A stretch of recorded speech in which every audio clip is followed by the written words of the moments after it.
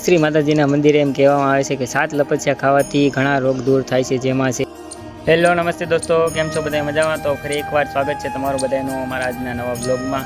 તો અમારા બ્લોગ સાથે જોડાઈ રહો। ને આજે અમે જઈ રહ્યા છીએ રાજકોટમાં આવેલું મંદિર જે શ્રી માતાજીનું મંદિર કહેવામાં આવે છે, તેના દર્શન કરવા માટે। તો ચાલો આપણે બાઇક લઈને બધા નીકળીએ।